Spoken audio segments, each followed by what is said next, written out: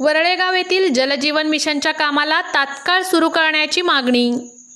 वरळेगाव येथे मंजूर असलेली जलजीवन मिशनच्या कामाला अद्याप सुरुवात झालेली नाही।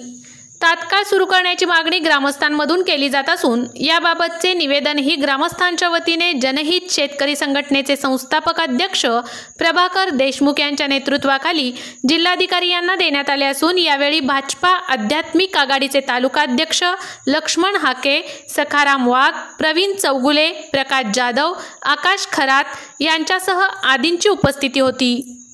नमस्कार, मी भारतीय जनता पार्टी आध्यात्मिक आघाडी तालुका अध्यक्ष लक्ष्मण हाके वरळेगाव येथे मोजे वरळेगाव येथील जलजीवन मिशन अंतर्गत कामाला मंजुरी मिळून आज तागायत 2 वर्ष पूर्ण होत आलीत। अद्याप काम सुरू नसल्याची तक्रार मी सीओ साहेबांकडे आणि जिल्हाधिकारी साहेबांकडे दिलेली आहे आणि तक्रारीचा संदर्भ असा आहे, गावातील जलजीवन मिशन या योजनेचे वर्क ऑर्डर होऊन 23 जानेवारी 2023 रोजी वर्क ऑर्डर झालेली आहे आणि संबंधित कॉन्ट्रॅक्टरने किंवा ठेकेदारने त्या कामासाठी लागणारे साहित्य किंवा पाईप शाखा अभियंत्याने दिलेल्या लिस्टप्रमाणे फेब्रुवारी 2023 मध्ये सर्व मटेरियल उपलब्ध आहे।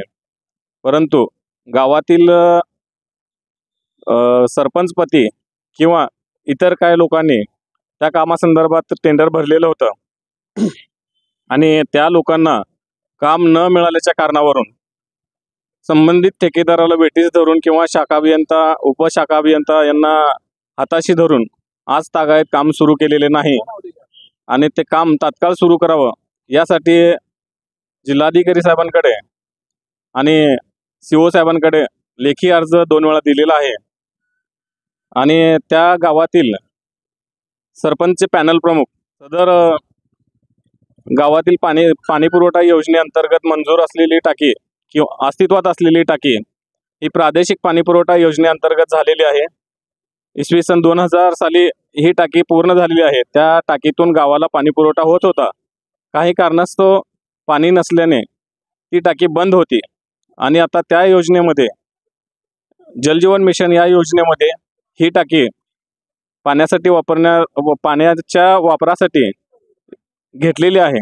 सदर संबंधित शेतकरी ही टाकी माझ्या मालकी हक्काची आहे किंवा माझ्या जागेत आहे असे सांगून त्या टाकीच्या बाजूला असलेले तार कंपाऊंड काढून टाकून आणि स्वतःच्या मालकीचे पत्र्याचे कंपाऊंड मारून ही जागा ताब्यात घेतलेली आहे।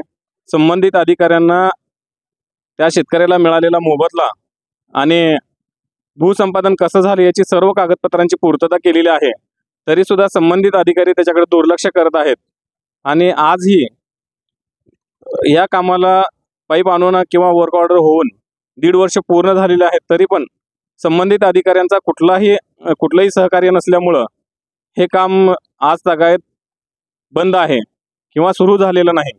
संबंधित ठेकेदारांनी अधिकाऱ्यांना विनंती केली, तुम्ही कामाचे लाईन आउट द्या आणि कामाचे लाईन आउट दिल्यानंतर कोणाची तक्रार असेल तर आपल्याला लगेच कळेल।